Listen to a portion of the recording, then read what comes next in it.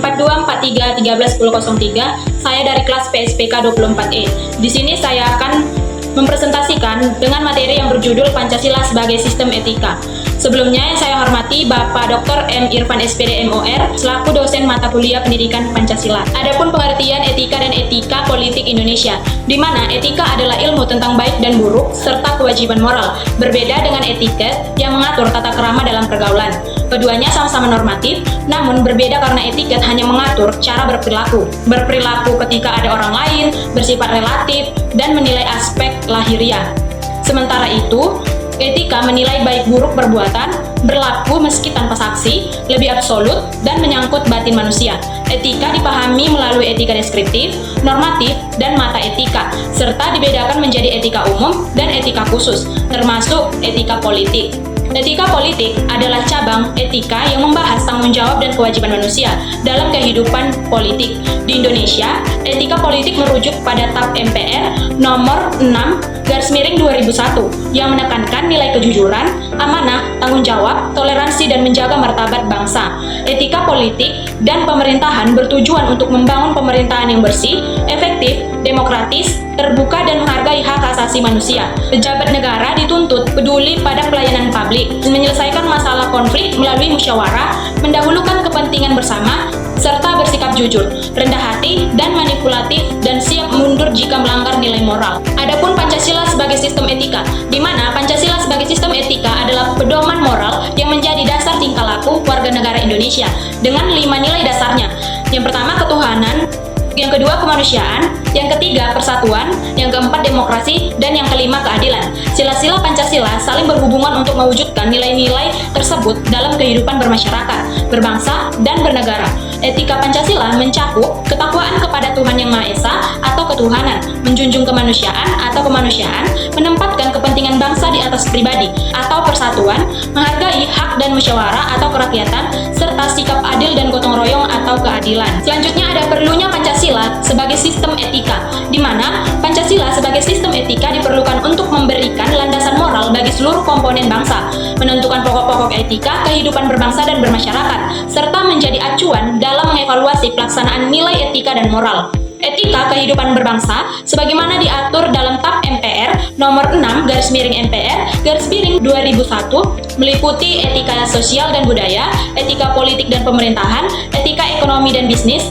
etika penegakan hukum yang berkeadilan, etika keilmuan, dan etika lingkungan. Yang pertama ada etika sosial dan budaya, di mana etika sosial dan budaya menekankan kemanusiaan melalui kejujuran, kepedulian, saling menghargai, mencintai, dan menolong sesama. Etika ini mendorong tumbuhnya budaya malu dan keteladanan, terutama bagi pemimpin, serta pengembangan budaya nasional yang tinggi, kreatif, adaptif, dan mampu bersinergi dengan bangsa lain, selaras dengan tuntutan globalisasi, serta didukung penghayatan agama dan ketahanan budaya masyarakat. Yang kedua ada etika politik dan pemerintahan, di mana etika politik dan pemerintahan menuntun terciptanya pemerintahan bersih, demokratis, dan bertanggung jawab, dengan pejabat yang jujur, amanah, rendah hati, peduli publik, menghargai perbedaan, menyelesaikan konflik secara musyawarah, dan mengutamakan kepentingan bersama. Yang ketiga ada etika ekonomi dan bisnis, di mana etika ekonomi dan bisnis menuntun perilaku ekonomi dan bisnis agar selalu jujur, adil, dan mendorong etos kerja, daya saing, serta pemberdayaan rakyat kecil. Etika ini mencegah monopoli, oligopoli, korupsi, kolusi, nepotisme, diskriminasi, dan praktik menghalalkan segala cara demi keuntungan. Yang keempat ada etika penegakan hukum yang berkeadilan, di mana etika penegakan hukum yang berkeadilan menekankan pentingnya ketaatan terhadap hukum untuk mewajibkan tertib sosial dan keadilan. Etika ini menuntun penegakan hukum yang adil, tidak diskriminatif, dan bebas dari manipulasi atau penyalahgunaan hukum sebagai alat kekuasaan. Yang kelima ada etika keilmuan, di mana etika keilmuan menuntun penghargaan terhadap ilmu pengetahuan dan teknologi, berpihak pada kebenaran, kreatif, inovatif, disiplin, dan produktif.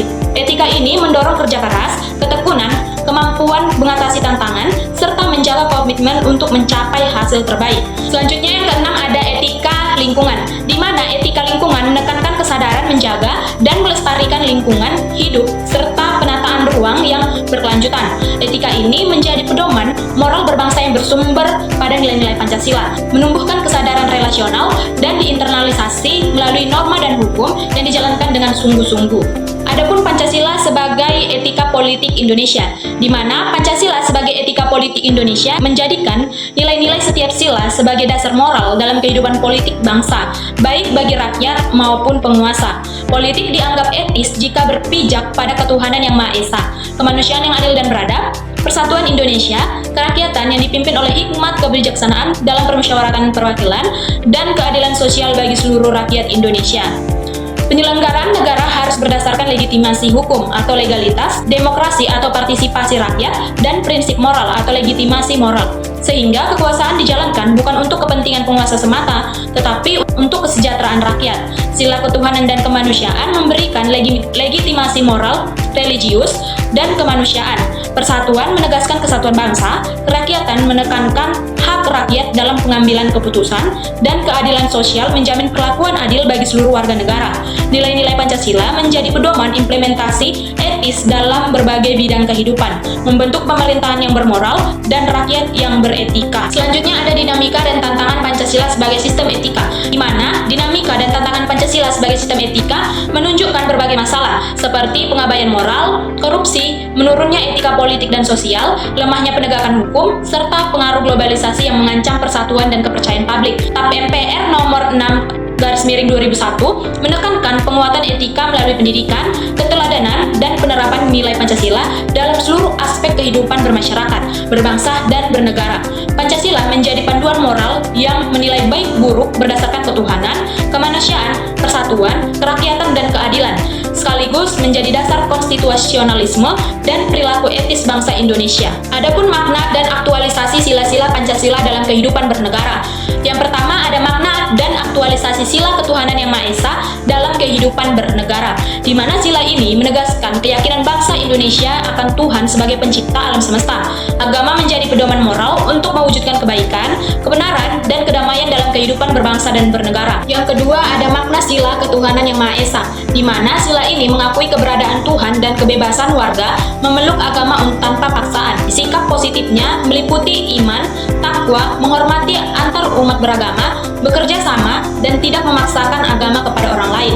Yang ketiga ada penerapan sila ketuhanan yang Maha Esa, di mana toleransi dan penghormatan antar umat beragama harus diwujudkan, sementara pemerintah dan lembaga negara bersikap netral untuk menjaga kerukunan dan mencegah konflik sosial. Selanjutnya ada makna dan aktualisasi sila ketuhanan yang Maha Esa dalam pembangunan bidang politik, di mana sila ini menuntun agar politik dan pemerintahan dijalankan sesuai dengan nilai ketuhanan, di mana pejabat bersikap jujur, adil, dan taat hukum.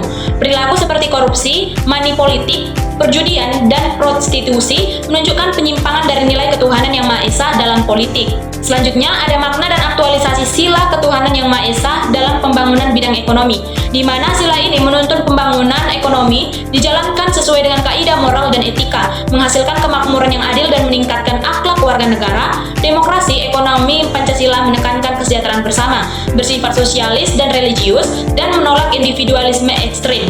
Selanjutnya ada makna dan aktualisasi sila ketuhanan yang Maha Esa dalam pembangunan bidang sosial budaya, di mana sila ini menjadi pedoman moral pembangunan sosial budaya dengan dasar nilai budaya Indonesia, meningkatkan kebebasan spiritual dan derajat kemanusiaan, serta menciptakan sistem sosial yang beradab dan berlandaskan kemanusiaan universal. Agama menjadi dasar moral objektif dalam bertindak dan membuat kebijakan. Adapun makna dan aktualisasi sila ketuhanan yang Maha Esa dalam pembangunan bidang Hankam, di mana pemerintahan dan keamanan berlandaskan kesejahteraan, kepentingan rakyat, hak asasi, persamaan, dan keadilan. Kerukunan antar umat beragama dibangun lewat saling membantu, menasehati, menghormati kebebasan beragama, serta dialog untuk memperkuat toleransi. Selanjutnya ada makna dan aktualisasi sila ketuhanan yang Maha Esa dalam pembangunan bidang hukum dan HAM, di mana ketuhanan menjadi landasan moral dan etik negara hukum Pancasila.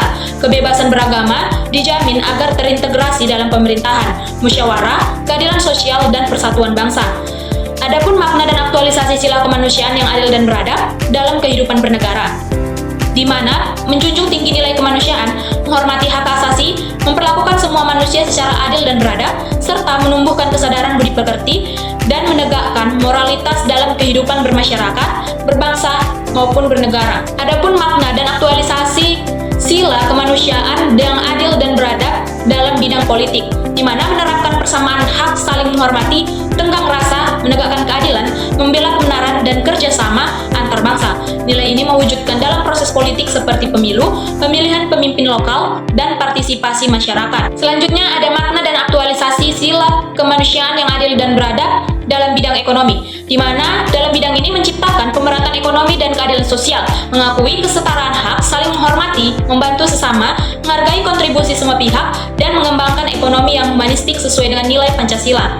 Adapun makna dan aktualisasi sila kemanusiaan yang adil dan beradab dalam bidang sosial budaya, di mana dalam bidang ini menghormati, memelihara, dan mengembangkan budaya bangsa, menjunjung persamaan derajat, menghargai perbedaan, menumbuhkan kegiatan kemanusiaan, kreativitas, dan solidaritas antar warga. Adapun makna aktualisasi sila kemanusiaan yang adil dan beradab dalam bidang Hankam, di mana pertahanan dan keamanan negara berlandaskan kesejahteraan, hak asasi manusia, persamaan, dan keadilan. Nilai sila ini diterapkan melalui sikap saling menghormati, tenggang rasa, kerjasama, dan partisipasi dalam masyarakat untuk menjaga ketertiban dan keamanan.